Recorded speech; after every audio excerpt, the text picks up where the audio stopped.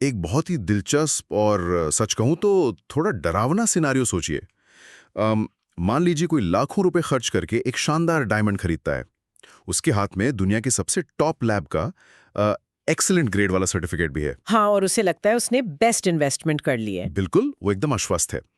लेकिन असल में वो हीरा अपनी उस कागजी कीमत के आधे के बराबर भी नहीं है। मतलब सर्टिफिकेट बिल्कुल असली है, लैब की मोहर भी असली है, लेकिन फिर भी बेसिकली उसके साथ एक बहुत बड़ा धोखा हुआ है। तो सवाल यह है कि ऐसा होता कैसे है?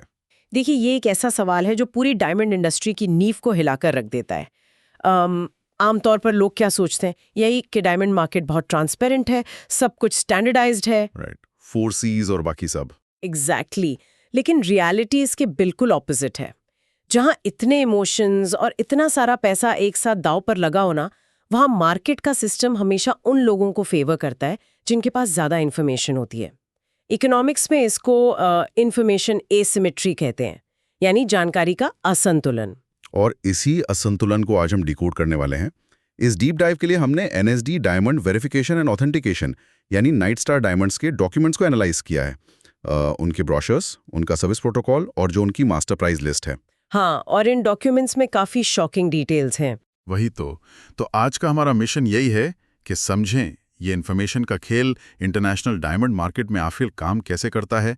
ऐसी कौन सी छिपी हुई फिजिकल और फाइनेंशियल कमियां हैं जो किसी भी स्टैंडर्ड सर्टिफिकेट में नहीं लिखी होती, और कैसे एनएसडी जैसी सर्विस एक इंडिपेंडेंट डायमंड कॉन्सियर्ज के रूप में इस सिस्टम को चैलेंज करती है। बिल्कुल। और इस पूरी पड़ताल में सबसे ज्यादा चौंकाने वाली बात ये सामने आती है कि ज्यादातर लोगों का ट्रस्ट एकदम गलत जगह पर टिका होता है। गलत जगह पर मतलब सर्टिफिकेट पर? हाँ, मार्केट में ये मिथ है कि अगर डायमंड के साथ लैब सर्टिफिकेट है तो इन्वेस्टमेंट 100% सेफ है। लेकिन हमारे सोर्सेज एक बिल्कुल अलग ही कहानी बताते हैं। कहानी सर्टिफिकेट पर ख़त्म नहीं होती। एक्चुअली सर्टिफिकेट से ही सारी कॉम्प्लेक्सिटीज शुरू होती हैं। आईजीआई जैसी लैब्स को तो दुनिया भर में गोल्ड स्टैंडर्ड माना जाता है ना। फिर इन डॉक्यूमेंट्स में सर्टिफिकेट्स पर डाउट क्यों किया जा रहा है? क्या ये लैब्स जानबूझकर गलत इन्फो दे रही हैं? नहीं, लैब्स बिल्कुल गलत इन्फो नहीं दे रही हैं। प्रॉब्लम ये नहीं है कि सर्टिफिकेट पर क्या लिखा है। प्रॉब्लम ये है कि लोग उस सर्टिफिकेट को मान क्या लेते हैं। अच्छा। हाँ, कोई आम खरीदार ये मान लेता है कि सर्टिफिकेट एक तरह की लीगल गारंटी है, या लाइफ टाइम वारंटी है, या फिर उस डायमंड का फाइनेंशियल वैल्यूएशन है। लेकिन असल में कोई भी डायमंड रिपोर्ट सिर्फ एक इन्फॉर्मेशन डॉक्यूमेंट होता है। तो बस एक कागज का टुकड़ा है। एग्जैक्टली वो सिर्फ उस दिन, उस स्पेसिफिक टाइम का एक स्नैपशॉट है, जिस दिन उस हीरे को लैब के माइक्रोस्कोप के नीचे रखा गया था। ये डॉक्यूमेंट ना तो डायमंड की आगे की कीमत तय करता है और ना ही फ्यूचर में उसके साथ होने वाली किसी छेड़छाड़ की गारंटी लेता है। तो इसका मतलब तो ये हुआ कि सिर्फ एक कागज देखकर लाखों का ट्रांजैक्शन कर लेना लिटरली एक अंधा दाव है। अगर हम इन डॉक्यूमेंट्स के हिसाब से सोचें तो मार्केट में किस तरह के फ्रॉड होते हैं? फ्रॉड तो कई लेवल्स पर होते हैं। सबसे बेसिक लेवल पर तो सीधा फर्जीवाड़ा है, जैसे कि एडिटेड पीडीएफ रिपोर्ट्स या कंप्लीटली फेक पेपर्स। हाँ, आजकल डिजिटल आसान है। बिल्कुल, आज के डिजिटल एज में एक असली दिखने वाला फेक सर्टिफिकेट बनाना कोई मुश्किल काम नहीं है।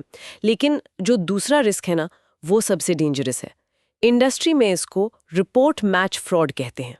रिपोर्ट मैच फ्रॉड, ये क्या होता है? इसमें होता यह है कि सर्टिफिकेट एकदम असली होगा। अगर कोई लैब की वेबसाइट पर जाकर नंबर डालेगा तो वो वेरीफाई भी हो जाएगा।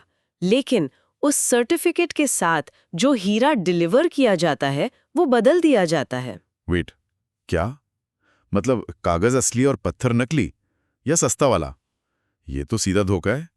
लेकिन डायमंड पर वो लेजर इंस्क्रिप्शन नहीं होता क्या? उससे तो पकड़ा जाना चाहिए ना। और यहीं पर वो इंफॉर्मेशन एसिमेट्री काम आती है। मार्केट में ऐसे लोग हैं जो लेजर मशीन से किसी भी सस्ते डायमंड पर वो एग्जैक्ट सेम नंबर एनग्रेव कर सकते हैं जो असली सर्टिफिकेट पर लिखा है। अब सोचिए, किसी आम बायर के पास ऐसा कौन सा टूल है जिससे वो घर बैठे चेक करेगा कि ये वही डायमंड है? ये पकड़ना तो नामुमकिन है किसी नॉर्मल इंसान के लिए। 100% नामुमकिन है। ये तो वाकई डरावना है। और इन डॉक्यूमेंट्स में एक और रिस्क का जिक्र था, जिसे टाइम गैप रिस्क कहा गया है। ये क्या भला है? टाइम गैप रिस्क बहुत इंटरेस्टिंग कॉन्सेप्ट है। देखिए, मान लीजिए डायमंड का सर्टिफिकेट 2 या 5 साल पुराना है।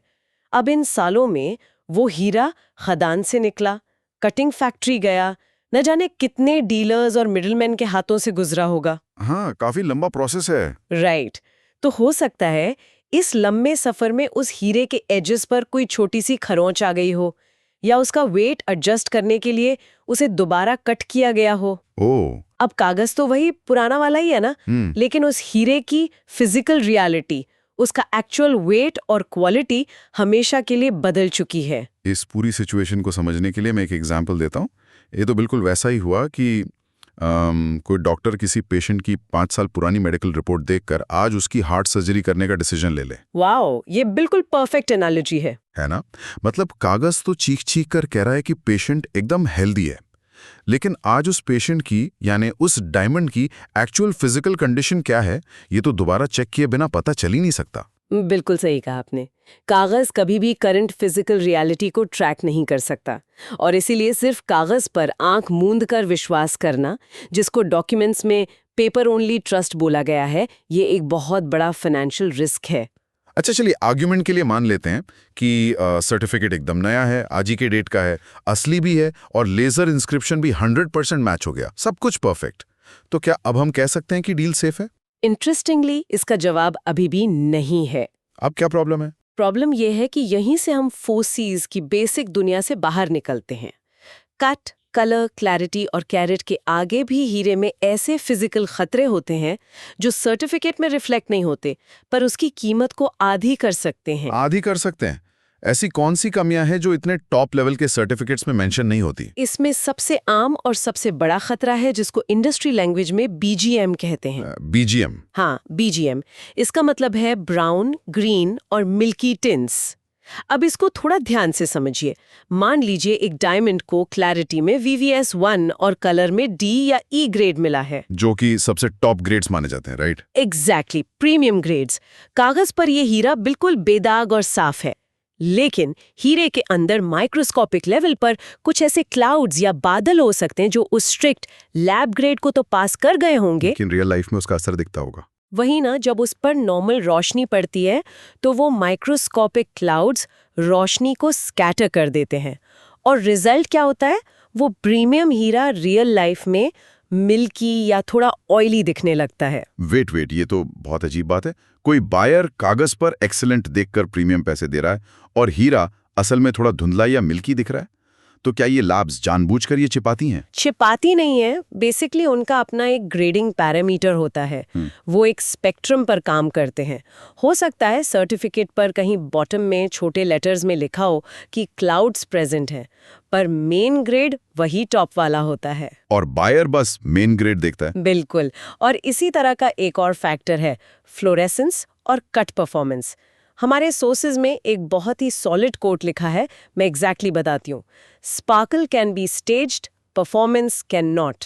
ओह, स्पार्कल कैन बी स्टेज्ड, मतलब चमक का दिखावा किया जा सकता है।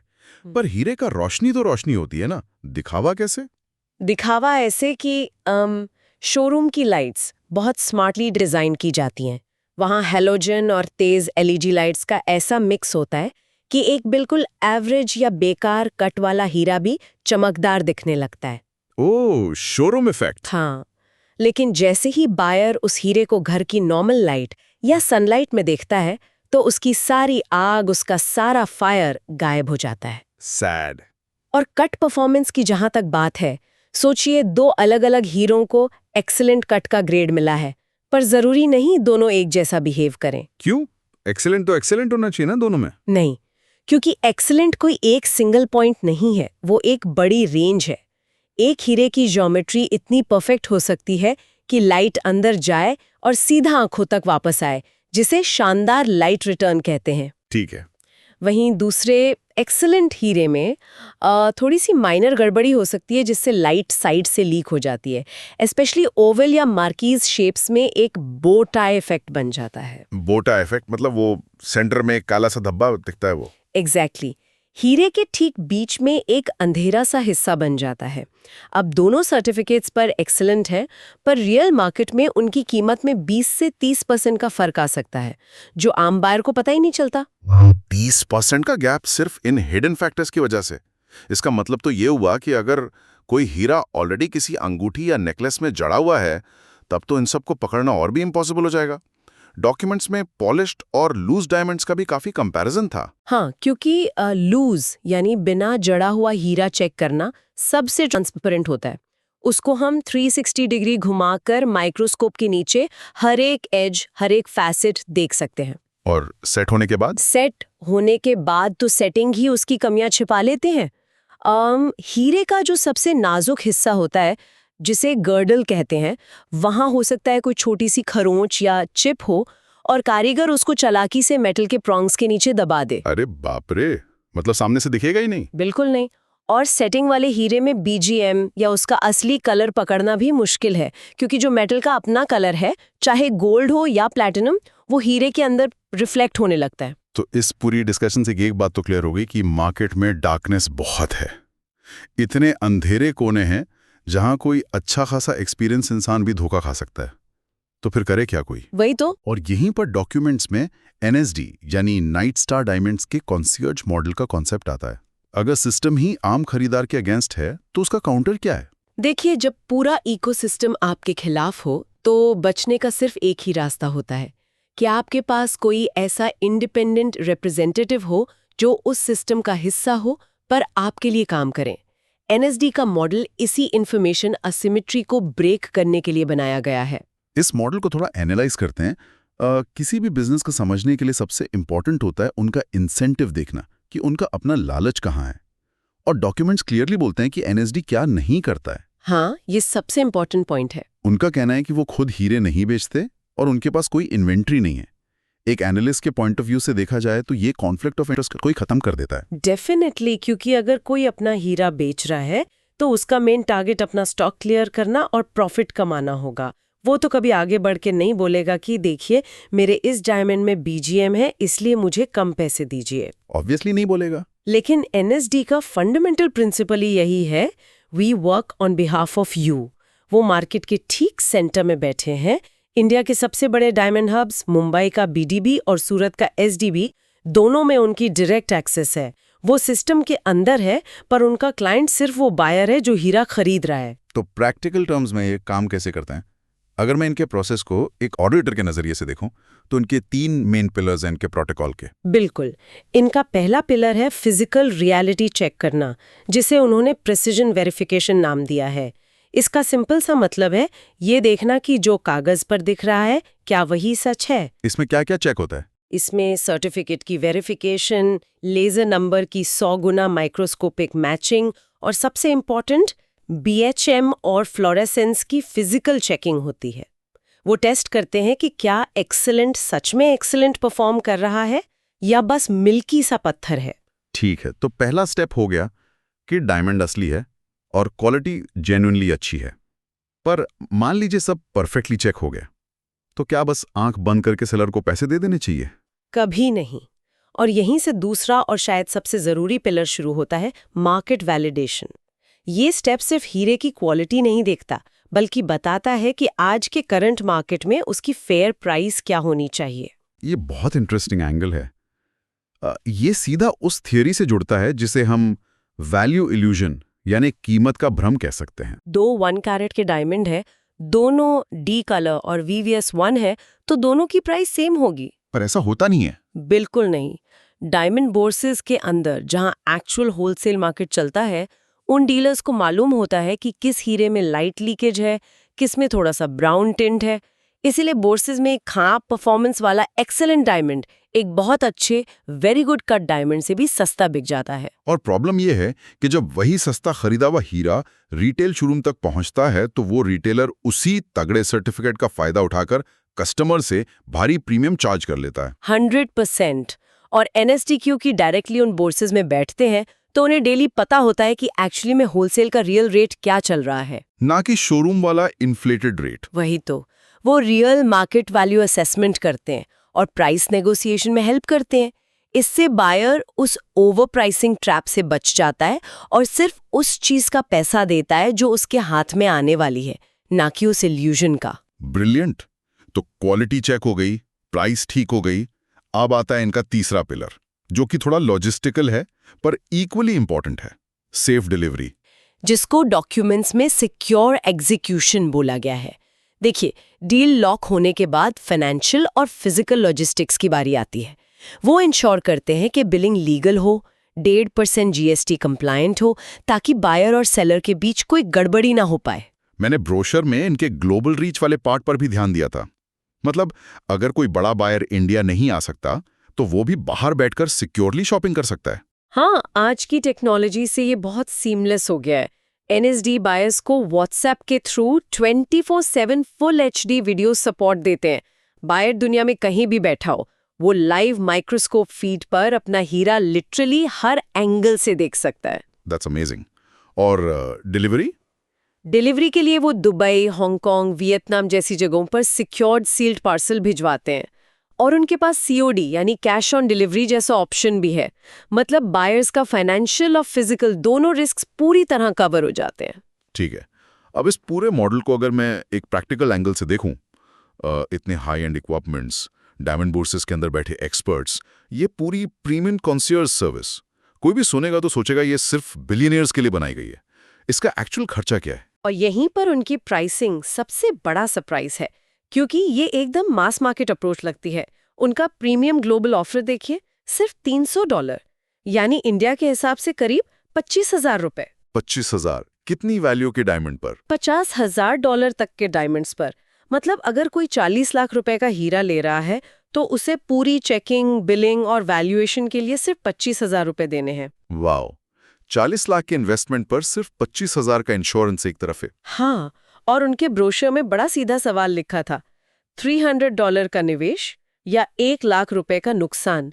मतलब कोई भी सेंसिबल बायर क्या लाखों रुपए ओवर प्राइसिंग में फंसाना चाहेगा बस थोड़े से पैसे बचाने के लिए? ये तो फिर भी थोड़े हाई वैल्यू बायर्स की बात हुई, but what about new buyers जो छोटे डायमंड्स ले रहे हैं? उनके लिए एक स्टार्टर प्लान है, बस $49 यानी $49 का मंथली प्लान। इसमें वो $5,000 तक के डायमंड्स कवर करते हैं। और अगर आप इंडिया स्पेसिफिक रेट्स देखेंगे ना तो वो और भी ज्यादा शॉकिंग है। मैं मास्टर लिस्ट देख रहा था, उसमें तो लिटरली लिखा है कि 0.30 से 0.49 कैरेट का हीरा चेक करवाने के लिए बस 500 रुपए की फीस है। और 1 कैरेट वाले पर 1 से 1.99 कैरेट के लिए सिर्फ 2100 रुपए। मतलब 2100 रुपए 1 कैरेट का हीरा चेक करवाने के लिए। आजकल तो अच्छे रेस्टोरेंट में एक नॉर्मल डिनर का बिल इससे ज्यादा आ जाता है। एग्जैक्टली। और यही उनका सबसे बड़ा डिस्रप्टर है। ये तो कोई सेल्स पिच लगी नहीं रही है, ये तो ट्रांसपेरेंसी को लिटरली डेमोक्रेटाइज करना हुआ ना। बिल्कुल, वो उस मिथ को तोड़ रहे हैं कि डायमंड की सेफ्टी सिर्फ अमीरों का हक है। वो चाहते हैं कि आम खरीदार भी एक सिंगल डॉक्यूमेंट के भरोसे अपनी लाइफ सेविंग्स दांव पर ना लगाएं। तो आज के इस पूरे डीप डाइव को अगर मैं एक लाइन में समराइज करूं, जो हमारे सोर्स के ब्रोशर में बहुत खूबसूरती से लिखी थी, certificate is a document, safety is a process. यानी सर्टिफिकेट सिर्फ एक कागज है, पर सुरक्षा अपने आप में एक पूरी प्रक्रिया है। क्या बात है। और NSOSD वही प्रोसेस है जो उस कागजी जानकारी को फिजिकली वेरीफाई करता है, मार्केट ट्रेंड्स के हिसाब से सही रेट तय करता है और सिक्योरली उसे एग्जीक्यूट करता है। एग्जैक्टली। और यही सबसे स्मार्ट तरीका है डायमंड बाय करने का आज के ओपेक मार्केट में। वाकई ये काफी आई ओपनिंग एनालिसिस था। हीरे की इस सारी चमक दमक के पीछे जो इन्फॉर्मेशन का अंधेरा है, उसे फेस करने के लिए एक इंडिपेंडेंट ऑडिटर का होना कितना जरूरी है, ये आज बिल्कुल क्लियर हो गया। हाँ, बिल्कुल। तो दोस्तों, आज की इस इंटेंस चर्चा को खत्म करने से पहले एक बहुत ही डीप थॉट है जो डॉक्यूमेंट्स को पढ़कर मेरे दिमाग में आया। जी, बताइए। अगर हीरे जैसी चीज, जिसे हम दुनिया की सबसे सॉलिड, सबसे शाइनिंग और ट्रांसपेरेंट चीज मानते हैं, जी, जब उसका मार्केट इतना डीप, इतना ओपेक और साइकोलॉजिकल खेलों से भरा हो सकता है, तो जरा सोचिए लोग अपनी जिंदगी के और किन किन बड़े इन्वेस्टमेंट्स में बिना कोई सवाल किए बस कागज के कुछ टुकड़ों, 2-4 मोहरों और बड़ी बड़ी बातों पर आंख मूंदकर भरोसा कर रहे हैं। ये वाकई सोचने वाली बात है। क्या वहां भी हमें इस इंफॉर्मेशन एसिमेट्री से बचने के लिए किसी ऐसे ही आजाद ऑडिटर की जरूरत नहीं है जो सिर्फ और सिर्फ आपके लिए यानी खरीदार के लिए काम करे? थोड़ा सोचिएगा जरूर। आज के इस विश्लेषण में हमारे साथ जुड़ने के लिए बहुत बहुत शुक्रिया।